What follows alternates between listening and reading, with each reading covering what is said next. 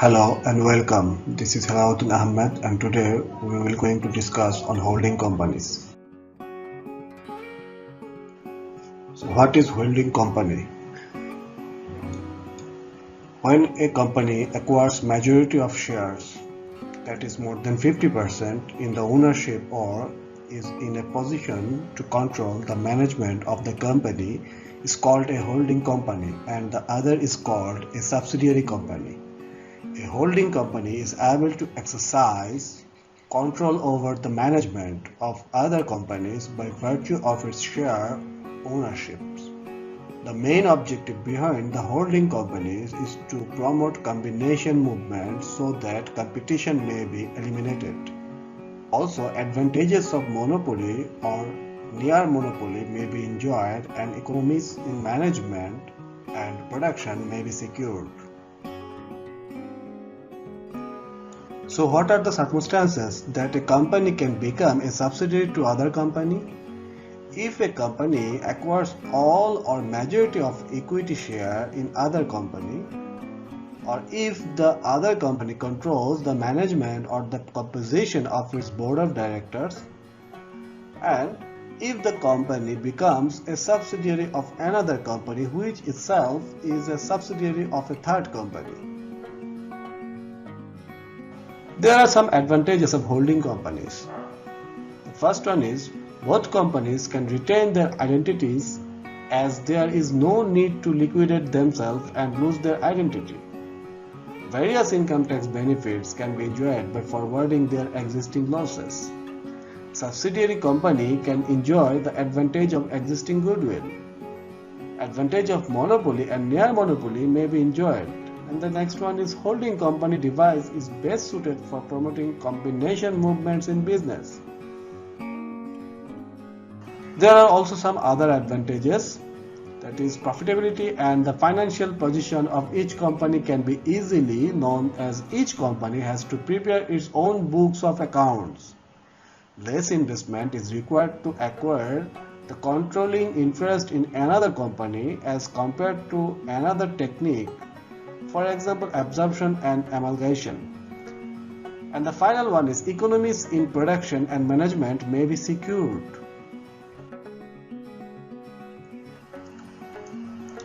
However, there are some disadvantages of holding companies. Like these companies can manipulate the accounts for their fraudulent purposes. Danger of operation of minority shareholders. Figures of their intercompany transaction may also be manipulated. Holding companies enjoys all the benefits of monopoly, but this is clearly a disadvantage from social point. Subsidiary company may be forced to appoint persons of the choice of holding company. Holding company can unreasonably exploit the subsidiary company.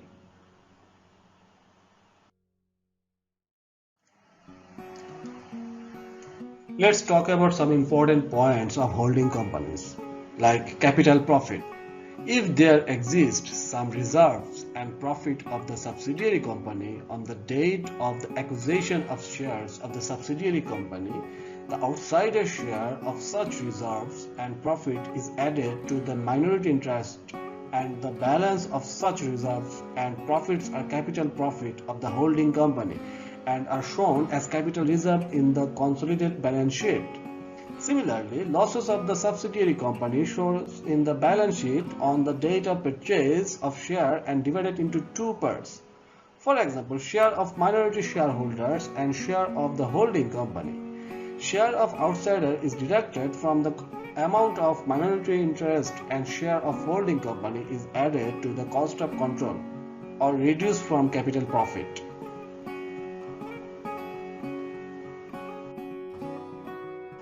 Another point is revenue, that is post-acquisition profit.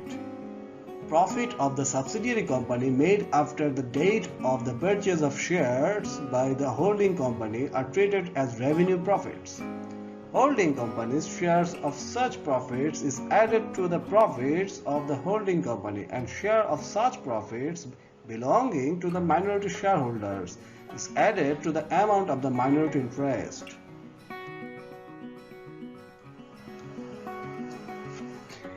In preparing consolidated balance sheet, common transaction appearing in both the balance sheet of the holding company and the subsidiary company should be eliminated. Such transaction may be debtors or creditors, bill receivable or bill payable, loans, debentures.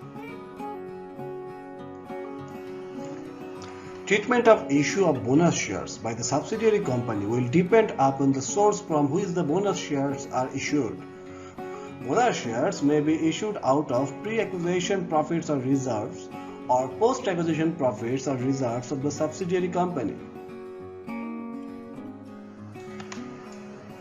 When the bonus share issues out of pre-acquisition profit, such issue will have no effect on the consolidated balance sheet because holding company's share in pre-acquisition profit is reduced and account of issue of bonus shares. And on the other hand, paid-up value of share held by holding company increases. So, cost of goodwill and minorities' interest will remain the same as these were before the issue of bonus share.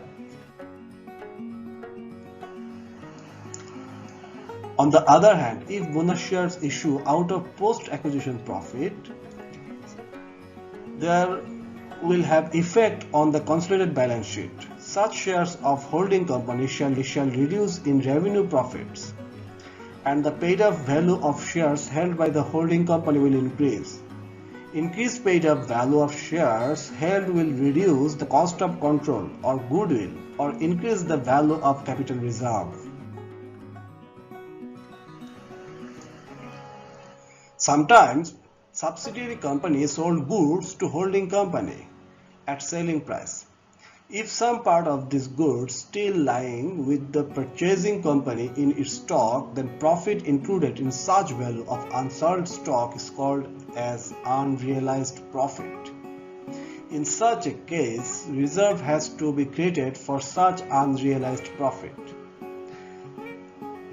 Such reserve shall be deducted out of the value of stock in consolidated profit, and reserve is deducted out of the balance of profit and loss account of holding company.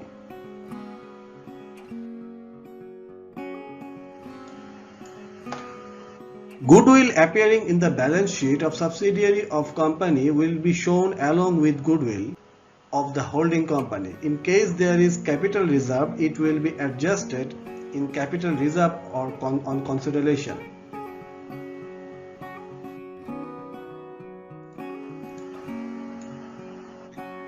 There is another topic that need to be discussed, that is contingent liability. Contingent liabilities are those liabilities which may or may not occur in future. For example, liability in respect of bills discounted not yet matured. Amount uncalled on partly paid up shares held as investment. Arrears of dividend on cumulative preference shares. Claims against the company not acknowledged as debt. While preparing consolidated balance sheet, the treatment of contingent liabilities depends on whether it is towards outsider or it is internal between holding and subsidiary company. The internal liabilities is shown by way of footnote in the consolidated balance sheet.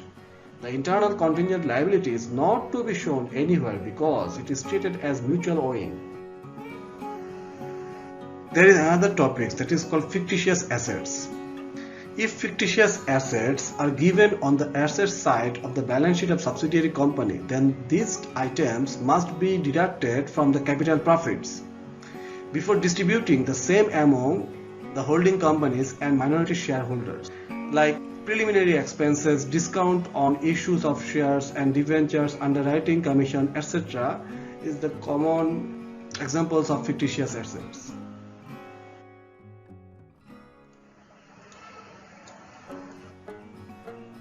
There are 3 steps treatment for preference shares of subsidiary company held by the holding company, whether the same are held either wholly or partly. This accounting treatment in the consolidated balance sheet is presenting here.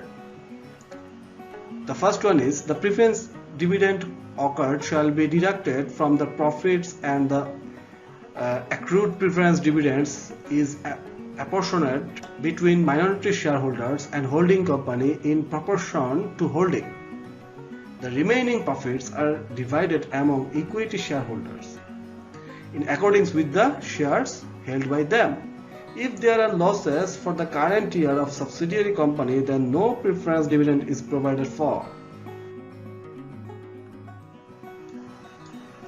Secondly, while calculating the minority interest, the paid-up value of preference shares held by them shall be added to their shares.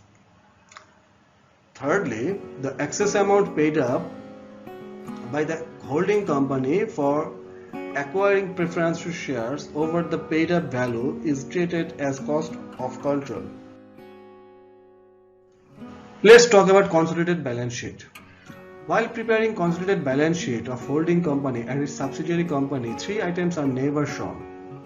Share capital, that is paid up capital of subsidiary company, here say S Limited, and reserves and surplus of S Limited, and investment of holding company say H Limited in S Limited in the form of equity share of our preference share or debentures. Now here is presenting the steps of preparing consolidated balance sheet. The first step is calculate ratio of equity share held by H Limited and outsider, that is minority, in S Limited as their investment. And the step 2 is calculation of period prior to the date of acquisition of shares by H Limited and in S Limited and period post to the date of such acquisition. And step 3 is calculating of pre-acquisition of capital profit of S Limited. And here is a format of the calculation process of how the pre-acquisition of capital profit of S Limited will be calculated. And the step 4 is the calculation of post-acquisition or revenue profit of S Limited. And here is also another format to how to calculate the revenue profit or loss of S Limited.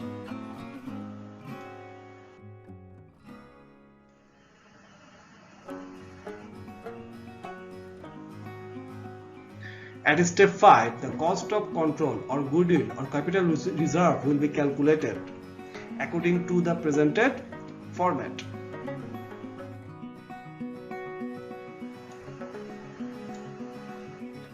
Step 6 shows you how to calculate of minority or outsider interest.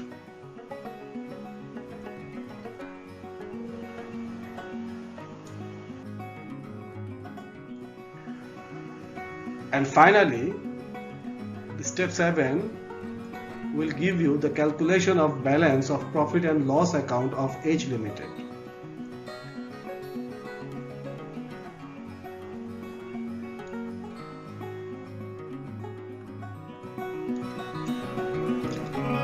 And that's all for now. Thank you.